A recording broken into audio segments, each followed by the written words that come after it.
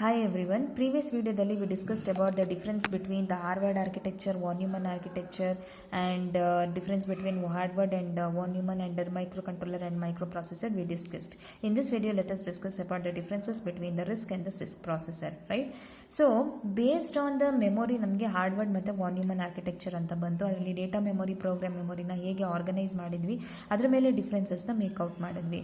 So ಇದರಲ್ಲಿ ಇವಾಗ ನೀವು ಆಲ್ರೆಡಿ ಮೈಕ್ರೋ ಪ್ರೊಸೆಸರಲ್ಲಿ ಇನ್ಸ್ಟ್ರಕ್ಷನ್ ಸೆಟ್ ಓದಿದ್ದೀರಾ, ರೈಟ್? ಇನ್ಸ್ಟ್ರಕ್ಷನ್ ಸೆಟ್ಟಲ್ಲಿ ನಮಗೆ ಡಿಫ್ರೆಂಟ್ ಟೈಪ್ಸ್ ಆಫ್ ಇನ್ಸ್ಟ್ರಕ್ಷನ್ಸ್ ಬರುತ್ತೆ. ಒಂದು ಡೇಟಾ ಟ್ರಾನ್ಸ್ಫರ್ ಇನ್ಸ್ಟ್ರಕ್ಷನ್ಸ್ ಬರುತ್ತೆ, ಇನ್ನೊಂದು ಅರ್ಥಮೆಟಿಕ್ ಇನ್ಸ್ಟ್ರಕ್ಷನ್ಸ್ ಬರುತ್ತೆ, ಇನ್ನೊಂದು ಲಾಜಿಕಲ್ ಇನ್ಸ್ಟ್ರಕ್ಷನ್ಸ್ ಬರುತ್ತೆ, ಜಂಪ್ ಇನ್ಸ್ಟ್ರಕ್ಷನ್ಸ್ ಬರುತ್ತೆ, ಅದರಲ್ಲಿ ಕಂಡೀಷನಲ್ ಇನ್ಸ್ಟ್ರಕ್ಷನ್ಸ್ ಬರುತ್ತೆ, ಕಂಡೀಷನಲ್ ಜಂಪ್ ಇನ್ಸ್ಟ್ರಕ್ಷನ್ಸ್ ಮತ್ತು ಅನ್ಕಂಡೀಷನಲ್ ಜಂಪ್ ಇನ್ಸ್ಟ್ರಕ್ಷನ್ಸ್ ಅಂತ ಎಲ್ಲ ಬರುತ್ತೆ. So we all have read. So based on the instructions ನಾವು ಎರಡು ಥರ ಕ್ಲಾಸಿಫೈ ಮಾಡ್ಕೊತೀವಿ, ಒಂದು ರಿಸ್ಕ್ ಮತ್ತು ಇನ್ನೊಂದು ಸಿಸ್ಕ್ ಅಂತ, ರೈಟ್? ಅಂದರೆ ಇನ್ಸ್ಟ್ರಕ್ಷನ್ ಸೆಟ್ ಕಾಂಪ್ಲೆಕ್ಸ್ ಆಗಿರುತ್ತಾ, ಈಸಿ ಆಗಿರುತ್ತಾ, ವೆರೈಟಿ ಆಫ್ ಇನ್ಸ್ಟ್ರಕ್ಷನ್ಸ್ ಅವೈಲಬಲ್ ಇದೆಯಾ ಅಥವಾ ಕಮ್ಮಿ ಇನ್ಸ್ಟ್ರಕ್ಷನ್ಸ್ ಇದೆಯಾ, ಮತ್ತು ಇದನ್ನು ಹೆಂಗೆ ಎಕ್ಸಿಕ್ಯೂಟ್ ಮಾಡ್ಬೋದು, ಹಾರ್ಡ್ವೇರಲ್ಲಿ ಎಕ್ಸಿಕ್ಯೂಟ್ ಮಾಡ್ಬೋದು, ಹಾರ್ಡ್ವೇರಲ್ಲೇ ಎಕ್ಸಿಕ್ಯೂಟ್ ಮಾಡಬೇಕಾ ಅಥವಾ ಸಾಫ್ಟ್ವೇರಲ್ಲಿ ಎಕ್ಸಿಕ್ಯೂಟ್ ಮಾಡಬೇಕಾ ಅಂತ ಎಲ್ಲನೂ ನಾವು ನೋಡ್ತೀವಿ ಇದರಲ್ಲಿ. So let us discuss about the differences of RISC and CISC in this video, right? RISC ಅಂತ ಅಂದರೆ ಆ್ಯಕ್ಚುಲಿ ನಮ್ಮ ಮೈಕ್ರೋ ಪ್ರೊಸೆಸರ್ ಬಂದು ರಿಸ್ಕ್ ಆರ್ಕಿಟೆಕ್ಚರ್ನ ಯೂಸ್ ಮಾಡುತ್ತೆ, ನಮ್ಮದು ಮೈಕ್ರೋ ಕಂಟ್ರೋಲರ್ ಬಂದು ಸಿಸ್ಕ್ ಆರ್ಕಿಟೆಕ್ಚರ್ನ ಯೂಸ್ ಮಾಡುತ್ತೆ. ಇದ್ರದ್ದು ಅಬ್ರಿವೇಷನ್ ಬಂದು ರಿಸ್ಕ್ ಅಂತ ಅಂದರೆ ರೆಡ್ಯೂಸ್ಡ್ ಇನ್ಸ್ಟ್ರಕ್ಷನ್ ಸೆಟ್ ಕಂಪ್ಯೂಟರ್ ಅಂತ, ಇದ್ರದ್ದು ಅಬ್ರಿವೇಷನ್ ಬಂದು ಕಾಂಪ್ಲೆಕ್ಸ್ ಇನ್ಸ್ಟ್ರಕ್ಷನ್ ಸೆಟ್ ಕಂಪ್ಯೂಟರ್ ಅಂತ. As a name it self indicates reduced instruction. Reduced instruction ಅಂದ್ರೇನು? ಇನ್ಸ್ಟ್ರಕ್ಷನ್ಸ್ನ ರೆಡ್ಯೂಸ್ ಮಾಡಿರ್ತೀವಿ, ಕಮ್ಮಿ ಮಾಡಿರ್ತೀವಿ ಅಂತ. ಸೊ ನಾವೇನು ಹೇಳ್ಬೋದು, it has got less number of instructions ಅಂತ ಹೇಳ್ಬೋದಾ?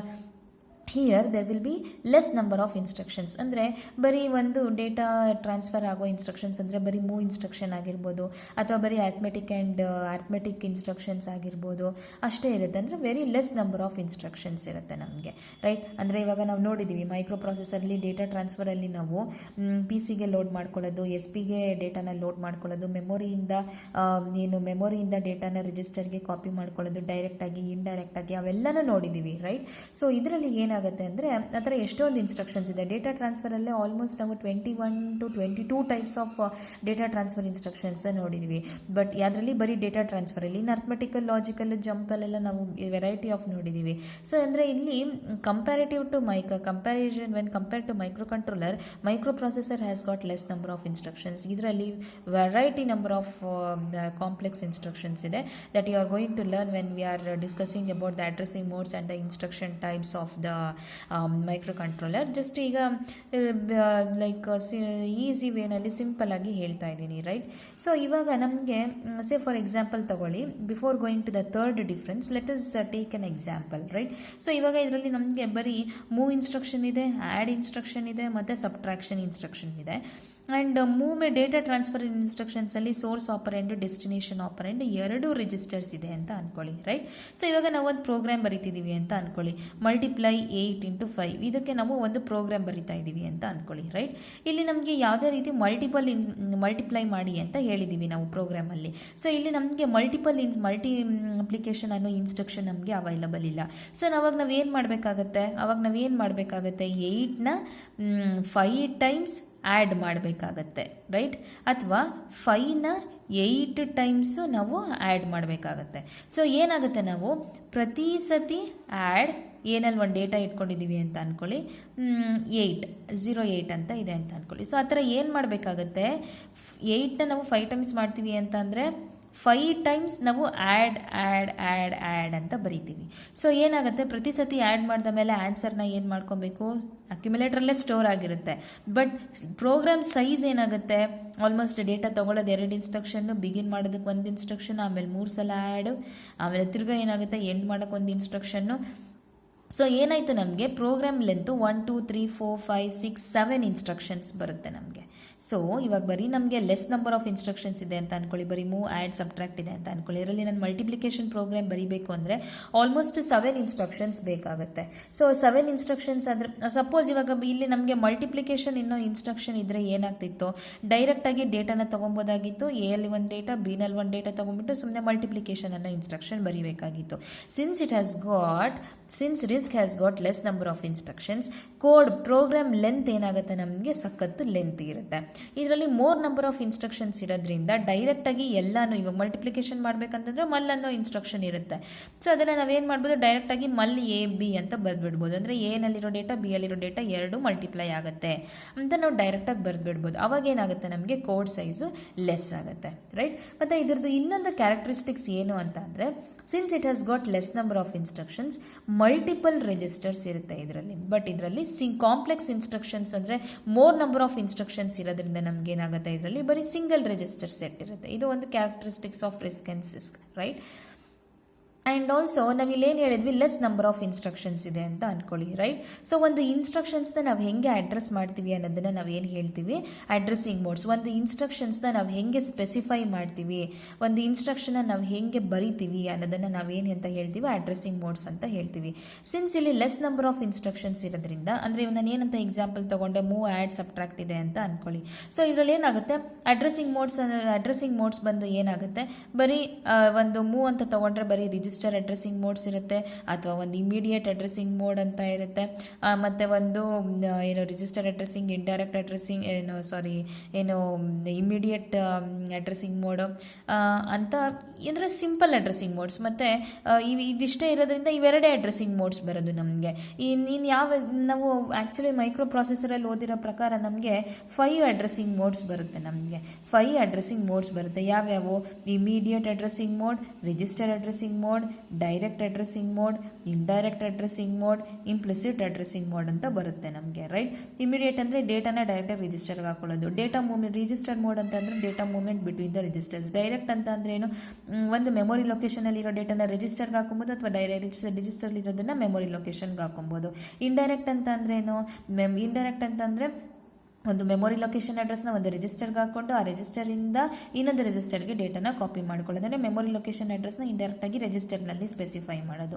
ಇಂಪ್ಲಿಸಿಟ್ ಅಂತಂದ್ರೆ ಏನು, ಯಾವುದನ್ನ ಇವಾಗ ಕಾಂಪ್ಲಿಮೆಂಟ್ ಆಪರೇಷನ್ CMP ಮತ್ತು ಕಂಪೇರ್ ಕಾಂಪ್ಲಿಮೆಂಟ್ A ಅಂತ ಹೇಳ್ತೀವಿ. ಅಂದರೆ ಯಾವುದನ್ನ ಒಂದು ಆಪರೇಷನ್ನ ಬರೀ A ರಿಜಿಸ್ಟರ್ ಮೇಲೆ ನಾವು ಆಪರೇಟ್ ಮಾಡಿದ್ರೆ ಅದನ್ನು ನಾವು ಇಂಪ್ಲಿಸಿಟ್ ಅಡ್ರೆಸ್ಸಿಂಗ್ ಮೋಡ್ಸ್ ಅಂತ ಹೇಳ್ತೀವಿ. ಆ ಥರ ವೆರಿ ಸಿಂಪಲ್ ಅಡ್ರೆಸ್ಸಿಂಗ್ ಮೋಡ್ಸ್ ಇರುತ್ತೆ. ಬಟ್ ಇದರಲ್ಲಿ ಆಲ್ಮೋಸ್ಟ್ 12 ಅಡ್ರೆಸ್ಸಿಂಗ್ ಮೋಡ್ಸ್, ಆಲ್ಮೋಸ್ಟ್ ಒಂದು 10 to 12 ಅಡ್ರೆಸ್ಸಿಂಗ್ ಮೋಡ್ಸ್ ಬರುತ್ತೆ ಇದರಲ್ಲಿ. ಸೊ ಅವು ಪ್ರತಿಯೊಂದು ಲೈಕ್ ಕಾಂಪ್ಲೆಕ್ಸ್ ಇನ್ಸ್ಟ್ರಕ್ಷನ್ಸ್ ಅಂದರೆ ನಾವು ಕಾಂಪ್ಲೆಕ್ಸ್ ಅಡ್ರೆಸ್ಸಿಂಗ್ ಮೋಡ್ಸ್ ಅಂತ ಹೇಳ್ಬೋದು, right. And also you have executed programs, microprocessor programs ಅಲ್ವಾ. ನೀವು ಮೈಕ್ರೋ ಪ್ರೊಸೆಸರ್ ಪ್ರೋಗ್ರಾಮ್ಸ್ನ ಆಲ್ರೆಡಿ ಎಕ್ಸಿಕ್ಯೂಟ್ ಮಾಡಿದ್ದೀರಾ. ಸೊ ಅದರಲ್ಲಿ ಏನಾಗುತ್ತೆ, ನಾವೊಂದು ಕಿಟ್ಟಲ್ಲಿ ನಾವೇನು ಮಾಡ್ತೀವಿ, ಮೈಕ್ರೋ ಪ್ರೊಸೆಸರ್ನ ಪ್ರೋಗ್ರಾಮ್ಸ್ನ ಎಕ್ಸಿಕ್ಯೂಟ್ ಮಾಡ್ತೀನಿ. ಎಸ್, ಅಫ್ಕೋರ್ಸ್ ಇವಾಗಿನ ಮೈಕ್ರೋ ಪ್ರೊಸೆಸರ್ ಪ್ರೋಗ್ರಾಮ್ಸ್ನ we can execute in software also. But execution ಇಲ್ಲಿ ನಾವು ಏನು ಹೇಳ್ತೀವಿ, ಹಾರ್ಡ್ವೇರಲ್ಲಿ ಎಕ್ಸಿಕ್ಯೂಟ್ ಆಗುತ್ತೆ ಅಂತ ಹೇಳ್ತೀವಿ. ಇದರಲ್ಲಿ ನಾವು ಇದು ಮೈಕ್ರೋ ಕಂಟ್ರೋಲರ್ ಇನ್ಸ್ಟ್ರಕ್ಷನ್ಸ್ ಸಾಫ್ಟ್ವೇರಲ್ಲಿ ಕೂಡ ನಾವು ಎಕ್ಸಿಕ್ಯೂಟ್ ಮಾಡ್ಬೋದು. ಆ್ಯಂಡ್ ಇದರಲ್ಲಿ ಏನಾಗಿದೆ ಗೊತ್ತಾ, ಲೆಸ್ ನಂಬರ್ ಆಫ್ ಇನ್ಸ್ಟ್ರಕ್ಷನ್ಸ್ ಇರೋದ್ರಿಂದ ಫಿಕ್ಸ್ಡ್ ಇನ್ಸ್ಟ್ರಕ್ಷನ್ ಫಾರ್ಮ್ಯಾಟ್ ಅಂತ ಅಂದ್ರೆ ಏನು, ಇದು ಏನು A, B ಇದೆ ಅಂತ ಅನ್ಕೊಳ್ಳಿ. ಇದನ್ನ ನಾವೇನಂತ ಹೇಳ್ತೀವಿ, ಆಪ್ಕೋಡ್ ಅಂತ ಹೇಳ್ತೀವಿ. ಇದನ್ನ ಡೆಸ್ಟಿನೇಷನ್ ಆಪರ್ಯಾಂಡ್ ಅಂತ ಹೇಳ್ತೀವಿ. ಇದನ್ನ ಸೋರ್ಸ್ ಆಪರ್ಯಾಂಡ್ ಅಂತ ಹೇಳ್ತೀವಿ. ಸೊ ಇದೇನು ಹೇಳ್ತಿದೆ, ಆಪ್ಕೋಡ್ ಅಂದ್ರೇನು, ಇದು ಏನು ಆಪರೇಷನ್ ಪರ್ಫಾರ್ಮ್ ಮಾಡ್ತಿದೆ ಅಂತ. ಇದು ಸೋರ್ಸು ಮತ್ತು ಇದು ಡೆಸ್ಟಿನೇಷನ್ ಆಪರೆಂಟ್. ಸೊ ಇದು ಏನರ್ಥ, ಬಿ ನಲ್ಲಿರೋ ಡೇಟಾನ A ರಿಜಿಸ್ಟರ್ಗೆ ಮೂವ್ ಮಾಡು ಅಥವಾ ಕಾಪಿ ಮಾಡು ಅಂತ. ಸೊ ಇಲ್ಲಿ ಲೆಸ್ ನಂಬರ್ ಆಫ್ ಇನ್ಸ್ಟ್ರಕ್ಷನ್ಸ್ ಇದು ಒಂದು ಇನ್ಸ್ಟ್ರಕ್ಷನ್ ಫಾರ್ಮ್ಯಾಟ್, ಓಕೆನಾ. Since RISC has got less number of instructions, ಇಲ್ಲಿ ನಮ್ಗೆ ಏನಾಗಿರುತ್ತೆ ಅಂದರೆ ಫಿಕ್ಸ್ಡ್ ಇನ್ಸ್ಟ್ರಕ್ಷನ್ ಫಾರ್ಮ್ಯಾಟ್, ಓಕೆನಾ. ಅಂದರೆ ಇವಾಗ data movement between the registers ಅಷ್ಟೇ, ಇದನ್ನೇ ನಾವು ಯೂಸ್ ಮಾಡ್ಕೊಬೇಕು ಥ್ರೂ ಔಟ್ ದ ಪ್ರೋಗ್ರಾಮ್. ನಾವು ಇದೇ ಇನ್ಸ್ಟ್ರಕ್ಷನ್ ಫಾರ್ಮ್ಯಾಟ್ನ ನಾವು ಯೂಸ್ ಮಾಡ್ಕೊಬೇಕಾಗುತ್ತೆ, ಬೇರೆ ಯಾವುದೇ ಇನ್ಸ್ಟ್ರಕ್ಷನ್ ಫಾರ್ಮ್ಯಾಟ್ನ ನಾವು ಯೂಸ್ ಮಾಡ್ಕೊಳಕ್ಕಾಗಲ್ಲ. ಬಟ್ ರಿಸಿಸ್ಕಲ್ಲಿ ಏನಾಗುತ್ತೆ ಅಂದರೆ ಮೋರ್ ನಂಬರ್ ಆಫ್ ಇನ್ಸ್ಟ್ರಕ್ಷನ್ಸ್ ಇರೋದ್ರಿಂದ ನಾವು ಏನು ಮಾಡ್ಬೋದು ಅಂದರೆ ವೇರಿಯಬಲ್ ಇನ್ಸ್ಟ್ರಕ್ಷನ್ ಫಾರ್ಮ್ಯಾಟ್ಸ್ ನಾವು ಯೂಸ್ ಮಾಡ್ಕೊಬೋದು. This will come to know ಇದೆಲ್ಲದನ್ನು ಒಂದೊಂದು ನೀವು ಇದು ಪ್ರತಿಯೊಂದು ನಾವು ಸಿಸ್ಕಲ್ಲಿ ಏನೇನು ಕ್ಯಾರೆಕ್ಟರಿಸ್ಟಿಕ್ಸ್ ಬರೆದಿದ್ದೀವಿ, ಏನೇನು ಫೀಚರ್ಸ್ ಬರೆದಿದ್ದೀವಿ, ಇದು ಪ್ರತಿಯೊಂದನ್ನು ನೀವು ಮೈಕ್ರೋ ಕಂಟ್ರೋಲರ್ ಇನ್ ಡೆಪ್ತ್ ಓದಬೇಕಾದ್ರೆ, ಇನ್ಸ್ಟ್ರಕ್ಷನ್ ಫಾರ್ಮ್ಯಾಟ್ಸ್ ಓದಬೇಕಾದ್ರೆ, ಇನ್ಸ್ಟ್ರಕ್ಷನ್ ಕ್ಲಾಸಿಫಿಕೇಶನ್ಸ್ ಓದಬೇಕಾದ್ರೆ, ಫಾರ್ಮ್ಯಾಟ್ ಓದಬೇಕಾದ್ರೆ, ಅಡ್ರೆಸ್ಸಿಂಗ್ ಮೋಡ್ಸ್ ಓದಬೇಕಾದ್ರೆ ನಿಮಗೆ ಕ್ಲಿಯರ್ ಆಗಿ ಗೊತ್ತಾಗುತ್ತೆ, ರೈಟ್. ಸೊ ನೆಕ್ಸ್ಟ್ ಡಿಫ್ರೆನ್ಸ್ ಬಂದು ಹೈಲಿ ಪೈಪ್ಲೈನ್ಡ್, ಲೆಸ್ ಪೈಪ್ಲೈನ್ಡ್ ಅಂತ ಹೇಳಿದ್ದೀವಿ. ಆ್ಯಕ್ಚುಲಿ ಪೈಪ್ಲೈನ್ಡ್ ಅನ್ನೋ ಫಸ್ಟ್ ಕಾನ್ಸೆಪ್ಟ್ನ ಫಸ್ಟ್ ತಿಳ್ಕೊಳ್ಳಿ ನೀವು, ರೈಟ್. ಸೊ ಇವಾಗ ನಾವೊಂದು ಇನ್ಸ್ಟ್ರಕ್ಷನ್ ಇವಾಗ ಇವಾಗ ಇದರಲ್ಲಿ ಒಂದು ಪ್ರೋಗ್ರಾಮ್ ಬರ್ದಿದ್ದೀನಿ, ಅದರಲ್ಲಿ 3 ಇನ್ಸ್ಟ್ರಕ್ಷನ್ಸ್ ಇದೆ ಅಂತ ಅನ್ಕೊಳ್ಳಿ. ಸೊ ಫಸ್ಟ್ ಇನ್ಸ್ಟ್ರಕ್ಷನ್ಸ್ ಹೆಂಗೆ ಎಕ್ಸಿಕ್ಯೂಟ್ ಆಗುತ್ತೆ ಅಂದರೆ ಫಸ್ಟ್ ಇನ್ಸ್ಟ್ರಕ್ಷನ್ಸ್ನ ತಗೊಂತೀವಿ, ಆಮೇಲೆ ಅದನ್ನು 0s and 1sಗೆ ಕನ್ವರ್ಟ್ ಮಾಡ್ಕೊತೀವಿ, ಡಿಕೋಡ್ ಮಾಡ್ಕೊತೀವಿ, ಆಮೇಲೆ ಆ ಇನ್ಸ್ಟ್ರಕ್ಷನ್ನ ಎಕ್ಸಿಕ್ಯೂಟ್ ಮಾಡೋದು. Right. So there are 3 steps in which an instruction is processed. ಒಂದು 3 steps ಇದೆ, ಫೆಚ್ಚು, ಡಿಕೋಡ್ ಮತ್ತು ಎಕ್ಸಿಕ್ಯೂಟ್ ಅಂತ.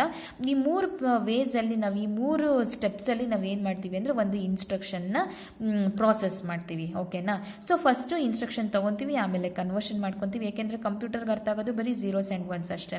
ಸೊ ಅದಕ್ಕೆ ಏನು ಮಾಡ್ತೀವಿ, ನಾವು ಏನೇ ಡೇಟಾ ಬರ್ಕೊಂಡಿರಲಿ, ಒಂದು ಆಪ್ಕೋಡ್ ಬರ್ಕೊಂಡಿರಲಿ ಅಥವಾ ಒಂದು ನಾವು ಏನೇ ಇನ್ಸ್ಟ್ರಕ್ಷನ್ಸ್ ಬರ್ತಿರಲಿ ಅದನ್ನು 0s and 1sಗೆ ಕನ್ವರ್ಟ್ ಮಾಡ್ಕೊತೀವಿ, ಆಮೇಲೆ ಎಕ್ಸಿಕ್ಯೂಟ್ ಮಾಡ್ತೀವಿ. ರೈಟ್. ಸೊ ಇದರಲ್ಲಿ ಏನಾಗ್ತಿದೆ ಅಂದರೆ ನಮಗೆ ಇವಾಗ 3 ಇನ್ಸ್ಟ್ರಕ್ಷನ್ಸ್ ಇದೆ ಅಂತ ಅನ್ಕೊಳ್ಳಿ. ಫಸ್ಟ್ ಇನ್ಸ್ಟ್ರಕ್ಷನ್ನು ಫೆಚ್ ತಗೊಂಡು, ಇದು ಪೈಪ್ಲೈನ್ ಆರ್ಕಿಟೆಕ್ಚರ್ ಅಂತ ಅಂದರೆ ಫಸ್ಟ್ ಇನ್ಸ್ಟ್ರಕ್ಷನ್ನ ನಾವು ಫೆಚ್ ಮಾಡಿ ಡಿಕೋಡ್ ಮಾಡಬೇಕಾದ್ರೇನೆ ಸೆಕೆಂಡ್ ಇನ್ಸ್ಟ್ರಕ್ಷನ್ನ ಫೆಚ್ ಮಾಡುತ್ತೆ. ಸೊ ಹಿಂಗೆ ಮಾಡಿದಾಗ ಏನಾಗುತ್ತೆ ಅಂತಂದರೆ ಸ್ಪೀಡ್ ನಮಗೆ ಜಾಸ್ತಿ ಆಗ್ತಾ ಹೋಗುತ್ತೆ. ಅಂದರೆ ಬೇಗ ಪ್ರೋಗ್ರಾಮ್ನ ನಾವು ಬೇಗ ಎಕ್ಸಿಕ್ಯೂಟ್ ಮಾಡಿ ಔಟ್ಪುಟ್ನ ತಗೊಬೋದು. ನೋಡಿ ಇಲ್ಲಿ ಸ್ಪೀಡ್ ಈಸ್ ಫಾಸ್ಟರ್, ಎಲ್ಲಿ ರಿಸ್ಕ್ ಆರ್ಕಿಟೆಕ್ಚರಲ್ಲಿ speed is faster in RISC architecture. ಯಾಕೆ ಅಂತಂದ್ರೆ ಅಲ್ಲಿ ನಾವು ಪೈಪ್ಲೈನಿಂಗ್ ಕಾನ್ಸೆಪ್ಟ್ನ ಯೂಸ್ ಮಾಡ್ತೀವಿ. ಫಸ್ಟ್ ಇನ್ಸ್ಟ್ರಕ್ಷನ್ನ ಫೆಚ್ ಮಾಡಿ ಡಿಕೋಡ್ ಮಾಡೋ ಅಷ್ಟೊತ್ತಿಗೆ ಸೆಕೆಂಡ್ ಇನ್ಸ್ಟ್ರಕ್ಷನ್ ನಾವೇನು ಮಾಡ್ತೀವಿ, ಫೆಚ್ ಮಾಡ್ತೀವಿ. ಅಂದರೆ ಫಸ್ಟ್ ಇನ್ಸ್ಟ್ರಕ್ಷನ್ ಡಿಕೋಡ್ ಆಗಬೇಕಾದ್ರೆ ಸೆಕೆಂಡ್ ಇನ್ಸ್ಟ್ರಕ್ಷನ್ನ ಫೆಚ್ ಮಾಡ್ತೀವಿ. Right. Next third instruction, second ಇನ್ಸ್ಟ್ರಕ್ಷನ್ನು ಡಿಕೋಡ್ ಆಗಬೇಕಾದ್ರೆ ಥರ್ಡ್ ಇನ್ಸ್ಟ್ರಕ್ಷನ್ ನಾವೇನು ಮಾಡ್ತೀವಿ, ಫೆಚ್ ಮಾಡ್ತೀವಿ. ಹಿಂಗೆ ಮಾಡಿದಾಗ ಏನಾಗುತ್ತೆ, ಪ್ರೋಗ್ರಾಮ್ನ ನಾವು ಬೇಗ ಎಕ್ಸಿಕ್ಯೂಟ್ ಮಾಡ್ಬೋದು. ಸೊ ಏನಾಗುತ್ತೆ, ಸ್ಪೀಡ್ ನಮಗೆ ಸ್ಪೀಡ್ ಬೇಗ ನಾವು ವಿತಿನ್ ನ್ಯಾನೋ ಸೆಕೆಂಡ್ಸ್ ಅಥವಾ ವಿತಿನ್ ಲಿಮಿಟೆಡ್ ಟೈಮಲ್ಲಿ ನಾವೇನು ಮಾಡ್ಬೋದು, ಇದನ್ನು ಎಕ್ಸಿಕ್ಯೂಟ್ ಮಾಡ್ಬೋದು, ಬೇಗ ರಿಸಲ್ಟ್ಸ್ನ ಕೂಡ ಅನಲೈಸ್ ಮಾಡ್ಬೋದು. So it is RISC architecture is highly pipeline, versus CISC architecture is less pipelined ಅಂತ ಹೇಳ್ಬೋದು. ಅಥವಾ ಇಲ್ಲಿ ನಾವು ಪೈಪ್ಲೈನಿಂಗ್ ಆರ್ಕಿಟೆಕ್ಚರ್ನ ನಾವು ಪೈಪ್ಲೈನಿಂಗ್ ಕಾನ್ಸೆಪ್ಟ್ನ ನಾವು ಯೂಸ್ ಮಾಡಲ್ಲ, ಲೆಸ್ ಪೈಪ್ಲೈನ್ಡ್ ಅಥವಾ ನಾಟ್ ಅಟ್ ಆಲ್ ಪೈಪ್ಲೈನ್ಡ್ ಅಂತಲೂ ನಾವು ಬರಿಬೋದು. So these are the differences of RISC and CISC architecture. ಏನಾದರೂ ಡೌಟ್ಸ್ ಇದ್ರೆ ಅಂದರೆ ಕಮೆಂಟ್ಸ್ ಮಾಡಿ, ಲೈಕ್ ಮಾಡಿ, ಶೇರ್ ಮಾಡಿ. Thank you.